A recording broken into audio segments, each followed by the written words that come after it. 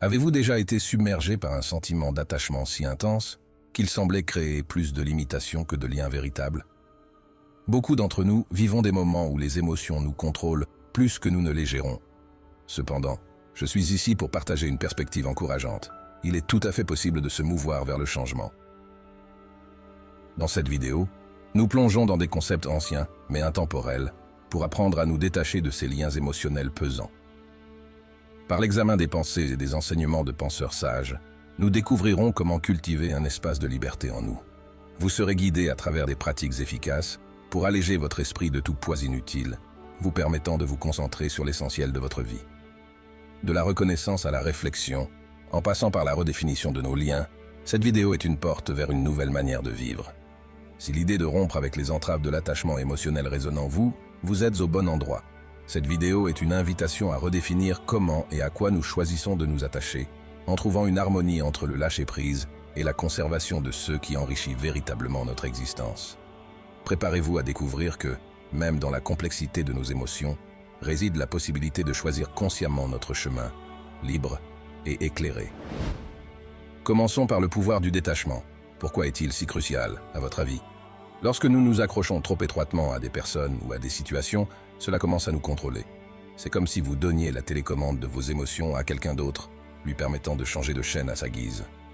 Son influence peut alors réguler votre joie, votre tristesse et, dans des situations extrêmes, peut même pousser à prendre des décisions irréfléchies. Se détacher ne signifie pas pour autant arrêter de se soucier des autres. Cela implique plutôt de donner le juste poids à ce qui est hors de notre contrôle. Imaginez vos émotions comme un cerf-volant. Cela peut sembler inattendu, mais c'est une image parlante. Chaque corde attachée à quelque chose ou quelqu'un symbolise une direction potentielle où vos émotions peuvent être emportées. Si vous tenez trop de cordes ou serrez une corde trop fort, vous êtes à la merci du vent. Le stoïcisme nous montre l'importance de desserrer notre emprise. Il nous apprend que, même si nous ne pouvons pas contrôler le vent, nous pouvons choisir quelle corde tenir. Cela ne vous rend pas froid ou distant, mais bien ancré et résilient. Identifions maintenant à quoi ou à qui nous sommes peut-être trop attachés. Demandez-vous ensuite, pourquoi cherchez-vous la validation? Est-ce la peur de la solitude ou quelque chose d'autre? Comprendre l'origine de votre attachement est la première marche vers la libération de son emprise. Engagez-vous maintenant dans des activités qui vous procurent un sentiment de but et de satisfaction. Peut-être une passion négligée ou une personne qui rend votre existence plus riche. Le détachement, dans sa forme la plus pure, vous délivre des chaînes de l'attachement en vous apprenant que l'attachement découle souvent de notre ego. En retournant aux fondamentaux, nous réalisons que nous sommes, au cœur, des êtres d'amour. Pensez à la pureté d'un nouveau-né, irradiant de joie, encore épargné par les intrications de l'ego. Avec le temps, pourtant, notre ego s'installe aux commandes, encombrant notre existence d'attachement. Ces liens, qu'ils soient à des personnes ou des idéaux, obscurcissent notre jugement et nous éloignent de notre essence originelle, l'amour. Le détachement, dans sa forme la plus pure, nous libère des chaînes de l'attachement en nous montrant que ce dernier provient souvent de notre ego. En revenant à l'essentiel, nous réalisons qu'au plus profond de nous, nous sommes des êtres d'amour. Pensez à la pureté d'un nouveau-né débordant de joie, encore épargné par les complications de l'ego. Avec le temps, cependant, notre ego prend le contrôle, encombrant notre vie d'attachement. Mais c'est ici qu'il faut bien comprendre que l'attachement est l'œuvre de l'ego, niant l'amour et la satisfaction intérieure. En observant nos désirs et nos liens sous cet angle, nous commençons à discerner le poids superflu qu'ils ajoutent à notre vie. J'aimerais, pour illustrer ce point et vous aider à vraiment comprendre, vous raconter une histoire dans laquelle beaucoup d'entre nous pourraient se reconnaître. Imaginez que vous êtes au lycée et que vous avez un coup de cœur pour quelqu'un. Votre ego devient très attaché à l'idée d'être avec cette personne, au point que votre bonheur semble dépendre entièrement de sa réciprocité. Un jour, vous prenez votre courage à deux mains et vous déclarez votre flamme. Mais la réponse n'est pas celle que vous espériez. Vous êtes rejeté. C'est un coup dur. Vous vous sentez misérable, convaincu que vous ne trouverez jamais l'amour. Mais avec le temps et la réflexion, vous réalisez que votre attachement à cette personne et à ce résultat était excessif. Votre ego avait lié votre sens de la valeur et du bonheur à cette seule relation potentielle, vous rendant vulnérable à la déception et à la souffrance. En apprenant à vous détacher de ce besoin de validation externe, vous commencez à trouver une satisfaction plus profonde et durable en vous-même. Vous réalisez que votre valeur ne dépend pas de l'approbation de cette personne, mais vient de quelque chose de bien plus fondamental, votre capacité à aimer et à être aimé. Cette expérience vous apprend une leçon précieuse sur les pièges de l'attachement et la liberté du détachement. Bien sûr, vous continuez à aspirer à l'amour et aux relations, mais vous n'en dépendez plus pour vous sentir complet et valable. C'est juste un exemple parmi d'autres, mais j'espère qu'il illustre comment le fait de démêler nos attachements égotiques peut nous ouvrir à une vie plus ancrée dans l'amour, la confiance et l'épanouissement authentique. Et vous, avez-vous déjà vécu une expérience similaire? Un moment où le lâcher-prise d'un attachement vous a permis de vous reconnecter à quelque chose de plus grand et de plus vrai en vous. N'hésitez pas à partager votre histoire dans les commentaires. Nous avons tous tant à apprendre les uns des autres sur ce chemin de détachement et de découverte de soi. Alors, comment débuter cette libération des ancres qui nous retiennent? Commençons par examiner de près l'origine de notre attachement. Voyez-le clairement, il émane souvent de notre ego, en quête de sécurité et de validation. Le premier pas vers le changement réside dans cette prise de conscience. Comprenez ensuite que votre valeur intrinsèque ne dépend pas de cet attachement. Votre essence, votre cœur, est suffisant en soi. Cette réalisation ne survient pas instantanément. C'est le fruit d'une pratique délibérée, d'un choix conscient de privilégier votre paix intérieure plutôt que la quête de reconnaissance extérieure. Adoptez également le concept d'abondance. En lâchant prise sur la crainte de perdre, il arrive que l'univers compense la perte de manière inattendue, parfois même au-delà de nos espérances. Le détachement ne signifie pas moins d'affection ou de soin. Au contraire, il résulte d'une meilleure compréhension et d'un alignement plus fidèle avec votre essence véritable, laissant l'amour et non la peur diriger vos pas. Le cheminement vers le détachement est transformateur. Il implique de se dépouiller des couches de l'ego pour révéler la résilience de l'âme, pleine d'amour, qui se trouve dessous. Ce voyage vous mène vers une existence plus légère, libérée du fardeau de l'attachement, prête à accueillir de nouvelles bénédictions à bras ouverts et avec un cœur ouvert. Revenons à l'illusion de l'ego, qui peut parfois nous persuader que nous ne sommes pas à la hauteur, ou que ce que possède autrui est mieux que ce que nous avons. Cette fausse croyance nous encourage souvent à chercher une validation émotionnelle auprès des autres, à idéaliser certaines personnes en les plaçant sur un piédestal, comme si elles détenaient quelque chose que nous ne pouvons saisir. Pourtant, dans les moments décisifs de l'existence, il apparaît clairement que personne ne détient de privilèges particuliers. Nous sommes tous également vulnérables, profondément humains. Il est important de déconstruire cette illusion, de la percer à jour pour ce qu'elle est réellement, et de ne pas laisser cette fausse perception altérer notre vue de nous-mêmes ou d'autrui. Sur le sujet de la confiance en soi et de la guérison intérieure, souvenez-vous que vous êtes exceptionnel, spécial et unique. Non pas par ego ou par prétention, mais par une vérité fondamentale. Il n'y a personne d'autre exactement comme vous dans cet univers. Votre combinaison unique de talents, d'expériences, de perspectives et de qualités vous rend irremplaçable. Reconnaître et embrasser cette unicité n'est pas une question de vanité, mais d'authentique appréciation de soi. C'est la base d'une véritable confiance en soi, qui ne dépend pas de la validation externe ou de la comparaison avec les autres. Développer une saine estime de soi et prendre soin de son enfant intérieur est une pratique bénéfique. Cela ne veut toutefois pas dire que nous devons nous percevoir comme supérieurs aux autres ou nous détacher du tissu collectif de l'humanité. Au contraire, cela signifie reconnaître que, bien que nos chemins soient distincts, aucun n'est supérieur aux autres. Chaque histoire est un fil unique dans l'immense tapisserie de la vie, chaque fil ayant une importance équivalente. Lorsque vous réalisez que vous êtes unique, vous commencez à comprendre que votre valeur est intrinsèque. Elle ne dépend pas de vos réalisations, de votre apparence ou de votre statut. Elle est inhérente à votre être même. Cette compréhension peut être profondément libératrice et guérissante. Elle vous permet de vous accepter et de vous aimer inconditionnellement, avec toutes vos forces et vos faiblesses. Elle vous donne la permission d'être imparfait, tout en aspirant à grandir et à évoluer. Alors, je vous invite à prendre un moment pour vraiment intégrer cette vérité. Répétez après moi, je suis unique. Dites-le à haute voix ou écrivez-le dans les commentaires ci-dessous. Laissez cette affirmation s'ancrer en vous, non comme une vantardise égoïste, mais comme une profonde reconnaissance de votre valeur intrinsèque. Je suis unique. En partageant cette affirmation, vous ne faites pas seulement un pas vers votre propre guérison, mais vous encouragez aussi les autres à embrasser leur propre unicité. Imaginez la puissance d'une communauté où chacun se sent véritablement vu, apprécié et valorisé pour qui il est. Alors, n'hésitez pas. Affirmez votre unicité ici et maintenant, et observez comment cette simple déclaration commence à changer votre perception de vous-même et de votre place dans l'univers. Maintenant continuons. Quand on parle de détachement, particulièrement dans les relations, il est aisé de se laisser emporter par un sentiment de manque, craignant de perdre quelqu'un que l'on considère comme unique et irremplaçable. Ce schéma de pensée trouve ses racines dans l'ego, qui nous souffle de fausses idées sur le manque et la limitation.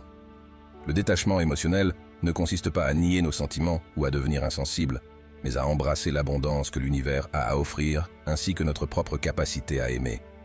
Il s'agit de reconnaître que, même si une personne peut avoir une place spéciale dans notre cœur, notre bien-être ne dépend pas de sa présence. Par cette réalisation, nous sommes libérés des attachements fondés sur la peur, nous permettant d'aimer avec liberté, sans nous accrocher désespérément. Cela nous amène, tout naturellement, à une résonance avec la philosophie stoïcienne. Apprendre à voir chaque individu, y compris soi-même, avec un regard d'égalité. Tous ceux que nous rencontrons, tous ceux que nous aimons, et même ceux que nous pourrions perdre, ont un rôle à jouer dans notre vie, comme nous avons un rôle dans la leur. Cependant, comprendre qu'aucun rôle n'est absolument crucial, favorise en nous une profonde résilience émotionnelle, nous préparant à affronter les incertitudes de la vie avec grâce. Comme pour ceux qui suivent cette chaîne depuis un moment, vous savez que les stoïciens nous montrent l'importance de nous concentrer sur ce que nous pouvons contrôler, nos perceptions, nos actions et notre capacité de décision. Ce faisant, nous faisons l'expérience d'une libération véritable, apprenant à naviguer dans la vie avec une sérénité et une assurance profonde. Concrètement, cela signifie être prêt à laisser derrière soi les expériences et relations passées qui ne nous servent plus. C'est un peu comme si nous tenions une corde très serrée, au point que ça en devienne douloureux, tout en ayant peur de la lâcher par crainte de l'inconnu. Imaginez que vous serrez cette corde depuis si longtemps que vos mains en sont devenues engourdies. Vous avez presque oublié ce que ça fait de vivre sans cette tension constante. Peut-être que cette corde représente une relation toxique, un emploi insatisfaisant ou une croyance limitante sur vous-même. Votre ego vous dit que vous avez besoin de cette corde, que sans elle vous seriez perdu. Mais en réalité, cette corde vous retient. Elle vous empêche d'être libre, d'explorer de nouvelles possibilités, d'être pleinement vous-même. Lâcher prise peut sembler effrayant au début. Après tout, cette corde est devenue une partie familière de votre vie, même si elle vous fait souffrir. Mais imaginez un instant le soulagement, la liberté que vous ressentiriez en desserrant finalement votre emprise. Oui, il y aurait une période d'ajustement. Vos mains seraient peut-être un peu engourdies au début, déshabituées à cette nouvelle liberté. Mais peu à peu, vous réapprendriez à vivre sans cette tension, à vous faire confiance sans cette fausse béquille. C'est ça le processus de détachement. C'est lâcher ces cordes qui nous maintiennent liés à des schémas malsains, à des attentes irréalistes, à des versions limitées de nous-mêmes. C'est faire confiance au fait que même sans ces cordes, nous ne sommes pas perdus. Au contraire, nous sommes enfin libres d'être qui nous sommes vraiment. Le détachement demande du courage, de la patience et de la compassion envers soi-même. Mais les récompenses en valent la peine. Une vie vécue avec plus d'authenticité, de paix et de résilience. Alors peut-être pouvez-vous prendre un moment pour réfléchir. Quelles sont les cordes que vous serrez si fort qu'elles vous font mal? Qu'est-ce qui vous empêche de les lâcher? Et que pourriez-vous découvrir sur vous-même et sur la vie si vous étiez prête à desserrer votre emprise, même juste un peu? Rappelez-vous, vous n'êtes pas seul dans ce processus. Nous sommes tous en train d'apprendre à lâcher prise, à faire confiance, à embrasser l'inconnu. Et c'est en partageant nos expériences et en nous soutenant mutuellement que nous trouvons la force de continuer. Alors n'hésitez pas à partager vos réflexions ou vos expériences de détachement dans les commentaires. Votre histoire pourrait être la lumière dont quelqu'un d'autre a besoin pour trouver le courage de lâcher prise à son tour. Une fois que j'ai cessé de me perdre dans les récits d'autrui et commencé à vivre ma propre vie, la peur a perdu son emprise sur moi. Ne pas connaître chaque détail de la vie de quelqu'un d'autre ne signifie pas que vous manquez quelque chose dans votre propre existence. Au contraire, cela signifie que vous êtes pleinement présent dans votre vie, créant des moments mémorables qui vous appartiennent. Il est facile de s'attacher à une fausse image du bonheur, surtout dans notre monde interconnecté où nous sommes constamment exposés aux versions soigneusement élaborées de la vie des autres. Voir les gens afficher leur vie parfaite sur les réseaux sociaux peut susciter la crainte de prendre du retard ou de ne jamais avoir ce qu'ils semblent posséder. Cette peur peut rendre le lâcher-prise très difficile. Cependant, il est primordial de se rappeler que l'herbe semble toujours plus verte vue de loin. Quand vous vous approchez, vous réalisez qu'elle aussi a ses imperfections. C'est pareil avec la vie des autres. Ce que nous voyons de l'extérieur n'est souvent qu'une façade, cachant les luttes et les défis que chacun doit affronter. En réalité, personne n'a une vie parfaite, même si les apparences peuvent parfois le suggérer. Chacun a ses propres insécurités, ses propres peurs et ses propres batailles à mener. Mais ces aspects sont rarement mis en avant, surtout dans un monde où la perfection est valorisée. Lorsque nous nous comparons aux autres, nous nous comparons souvent à une illusion, à une version idéalisée de la réalité. Et cette comparaison peut être extrêmement dommageable pour notre estime de soi et notre bien-être. Alors, comment se libérer de cette tendance à se comparer et de la peur de manquer quelque chose? Cela commence par se recentrer sur sa propre vie, sur ses propres valeurs et ses propres objectifs. C'est reconnaître que votre chemin est unique et qu'il ne peut pas être comparé à celui de quelqu'un d'autre. C'est aussi apprendre à apprécier les petits moments de votre vie, ceux qui ne sont peut-être pas dignes d'Instagram, mais qui sont profondément significatifs pour vous. C'est cultiver la gratitude pour ceux que vous avez, plutôt que de vous concentrer sur ceux que vous pensez manquer. Et c'est se rappeler que la véritable satisfaction vient de vivre en accord avec vos propres valeurs, pas de l'approbation ou de l'envie des autres. Quand vous vous ancrez dans qui vous êtes et dans ce qui compte vraiment pour vous, le besoin de se comparer s'estompe naturellement. Bien sûr, c'est un processus. Il faut de la pratique pour se désengager de ces schémas de comparaison et de peur. Mais chaque petit pas dans cette direction est un pas vers plus de liberté et d'épanouissement. Alors, peut-être pouvez-vous prendre un moment pour réfléchir. Comment la comparaison avec les autres a-t-elle affecté votre propre sens du bonheur et de la satisfaction? Quelles sont les choses de votre vie que vous pourriez apprécier davantage si vous vous concentriez moins sur ceux que les autres semblent avoir? Maintenant, parlons de ceux qui comptent vraiment dans la vie. En trouvant la réponse à cette question, on peut se libérer de tout ce qui nous encombre inutilement et trouver une vraie liberté émotionnelle. C'est super important quand on essaie de prendre ses distances avec quelqu'un, et c'est une idée clé dans la philosophie stoïcienne.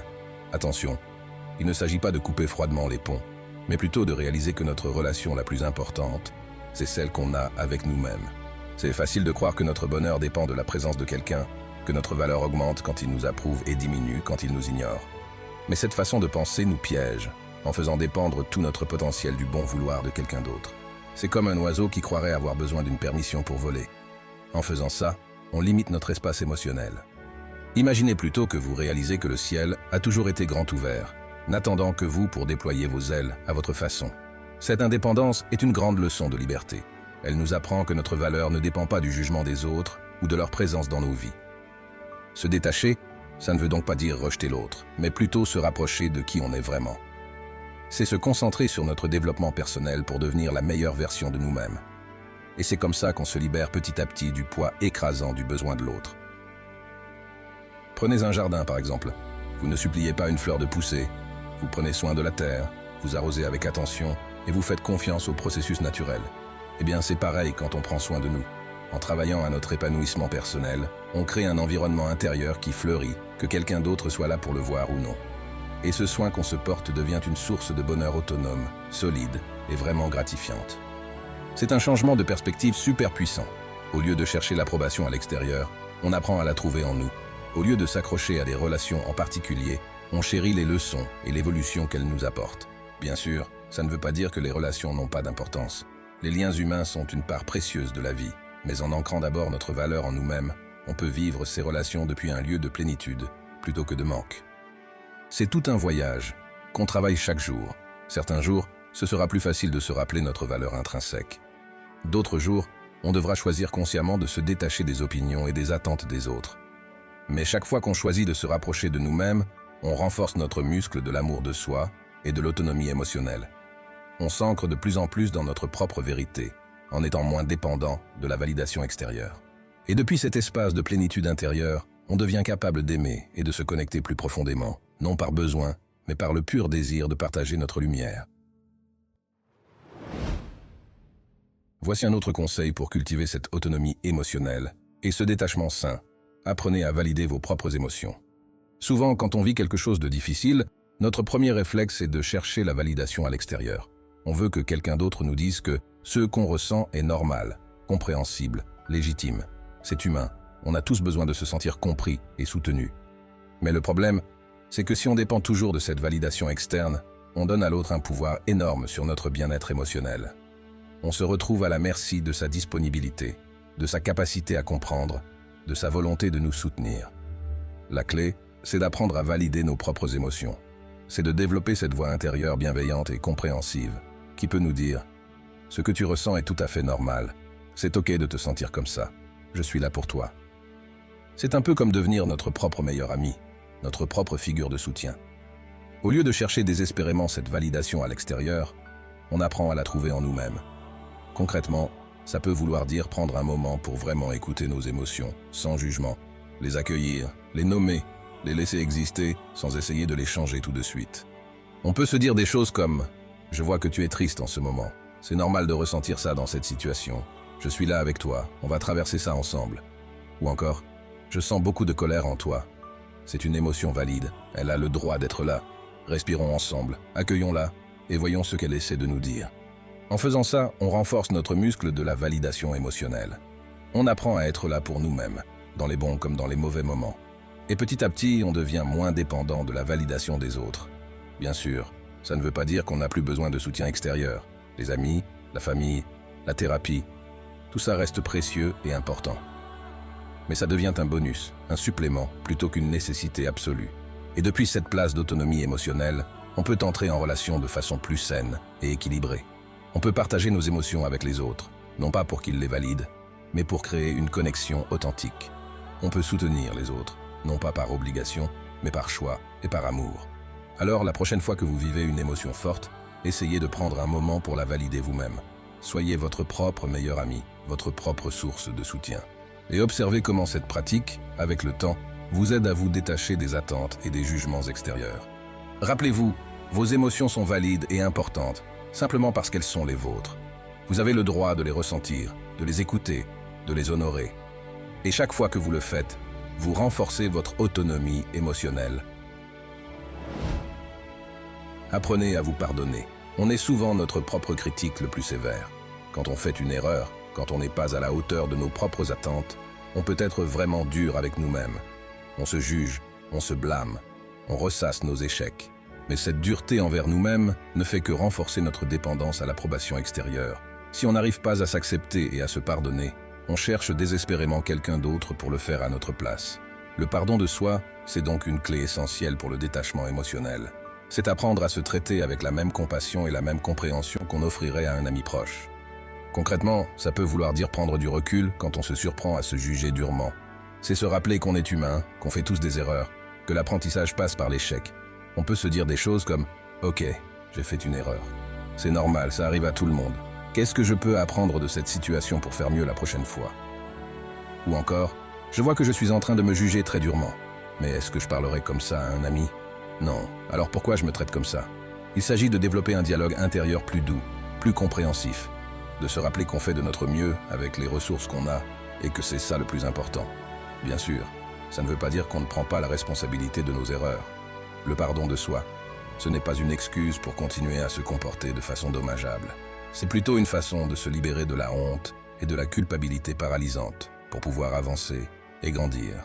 Et quand on apprend à se pardonner, on devient moins dépendant du pardon des autres. On n'a plus besoin qu'ils nous rassurent constamment, qu'ils nous disent qu'on est OK, parce qu'on a appris à se le dire nous-mêmes.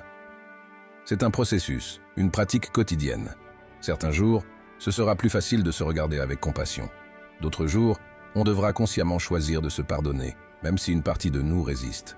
Mais chaque acte de pardon de soi est un pas vers plus d'autonomie émotionnelle. C'est une façon de se dire « Je suis là pour moi, même dans les moments difficiles. Je m'aime et je me soutiens, quoi qu'il arrive. » Et depuis cette place de bienveillance envers soi, on devient plus capable d'être vraiment là pour les autres. On peut les soutenir et les pardonner, non pas par besoin de réciprocité, mais par pure générosité du cœur. Alors, la prochaine fois que vous vous surprenez à vous juger durement, prenez un moment pour pratiquer le pardon de soi. Rappelez-vous que vous faites de votre mieux et que c'est ça le plus important. Apprenez à lâcher prise sur le besoin de contrôler. Une des plus grandes sources d'attachement émotionnel malsain est notre désir compulsif de tout contrôler. On veut contrôler les situations, les gens, les événements, pour nous rassurer, nous sentir en sécurité. Mais cette quête illusoire de maîtrise totale ne fait que nous enchaîner davantage à nos peurs et nos angoisses. Car au final, combien de choses dans la vie échappent réellement à notre emprise? Le détachement émotionnel sain passe par l'acceptation que l'univers suit son cours selon des lois qui dépassent notre entendement limité. Que certains imprévus, certains changements, certains aspects des autres nous échapperont toujours. Bien sûr, il est naturel d'exercer un certain contrôle dans nos sphères d'influence directe, mais vouloir tout diriger, des plus grandes aux plus petites choses, est une voie sans issue qui ne mènent qu'à la frustration et l'épuisement. Alors apprenons à reconnaître quand nous entrons dans ces schémas de besoins excessifs de contrôle. Identifions ces situations qui déclenchent en nous l'urgence de tout maîtriser pour nous protéger d'une potentielle menace. Prenons alors une pause, une respiration profonde. Questionnons-nous, est-ce que je peux réellement contrôler cette chose au-delà d'un certain point? Ou bien, est-ce que je me crée inutilement du stress en essayant de forcer ce qui doit suivre son cours naturel? Rappelons-nous que le contrôle absolu est une illusion, et que souvent, le meilleur contrôle est d'accepter de lâcher prise sur ceux qui nous échappent. Lâcher prise, ce n'est pas démissionner ou abandonner. C'est se faire confiance pour naviguer au mieux à travers les inévitables imprévus de l'existence, au lieu de se raidir désespérément en voulant tout prévoir. C'est aussi faire confiance au flux de la vie, à ce courant sous-jacent qui sait où il va, même quand notre compréhension limitée ne peut tout saisir. Alors quand vous vous surprenez à vouloir tout régler, tout organiser, tout cadrer dans un ordre strict, souvenez-vous de respirer. Souvenez-vous que c'est la souplesse du roseau qui lui permet de plier sans rompre sous les vents changeants. Identifiez ce que vous pouvez réellement influencer de manière constructive et lâchez le reste dans un esprit d'ouverture et de confiance. Car c'est dans cet abandon du contrôle illusoire que se trouve la liberté intérieure. À chaque fois que vous arriverez à lâcher prise ainsi, vous vous détacherez un peu plus de vos angoisses. Vous apprendrez à vivre dans la paix au lieu de cette tension perpétuelle à vouloir tout maîtriser. Le détachement passe par accepter que des pans entiers de l'existence nous dépasseront toujours. Mais en arrêtant de résister à ce mystère insaisissable, on peut embrasser la vie dans toute sa diversité, sans se laisser enfermer par nos propres certitudes rigides. Alors pratiquons ce lâcher-prise, jour après jour, et laissons la magie de l'univers nous porter, au lieu de ramer sans fin contre son courant, avec l'illusion qu'on pourra un jour tout contrôler. C'est dans cet abandon que se trouve la vraie paix. Ne vous identifiez pas à vos émotions. On a tous tendance à trop s'accrocher à nos émotions du moment. Quand on est fâché, triste ou anxieux, on a l'impression que ce sentiment va durer toujours. On s'y agrippe, on le rumine sans cesse. Mais nos émotions sont comme les vagues de l'océan. Elles montent et elles redescendent. Se laisser submerger par chaque vague émotionnelle revient à se noyer dans un cycle sans fin d'attachement et de souffrance. Le détachement émotionnel sain, c'est réaliser qu'on n'est pas nos émotions. Elles vont et viennent, mais notre être essentiel demeure le même en dessous, comme le ciel derrière les nuages, immuable. Concrètement, ça peut vouloir dire par exemple ne pas trop réagir quand une colère ou une tristesse nous submerge. Observer cette émotion avec un peu de distance, en se disant « Tiens, voilà cette vieille sensation familière, elle est temporaire, elle passera ». Au lieu de s'identifier totalement à l'émotion et de s'y complaire, on apprend ainsi à laisser défiler ses humeurs comme des visiteuses de passage, sans s'y accrocher. Bien sûr, il ne s'agit pas non plus de les nier ou les refouler. Les émotions sont des messagers importants qu'il faut écouter et honorer, mais sans pour autant se laisser posséder par elles. On peut ressentir pleinement sa peine, sa joie ou sa peur, tout en gardant la conscience qu'elles n'épuisent pas ceux que nous sommes dans notre totalité. Ce sont juste des expériences humaines temporaires à traverser. Avec la pratique, on apprendra à observer le flot constant des émotions monter et redescendre, sans s'y noyer, ni s'y cramponner avec désespoir. On pourra vivre ces vagues avec beaucoup plus de légèreté. Car très souvent, c'est justement notre résistance aux émotions négatives et notre avidité pour les positives qui les font persister et nous fait souffrir. Plus on lutte, plus on nourrit l'attachement.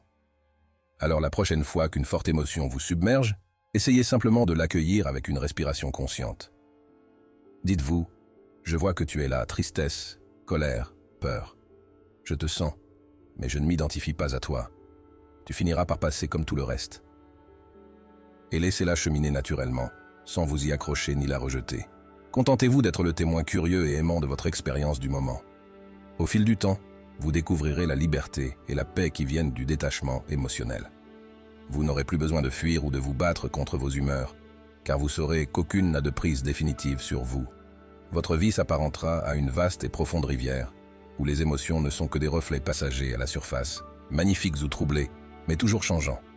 Imperturbables, vous apprendrez à les laisser fluer, enracinés dans la plénitude de ce que vous êtes réellement.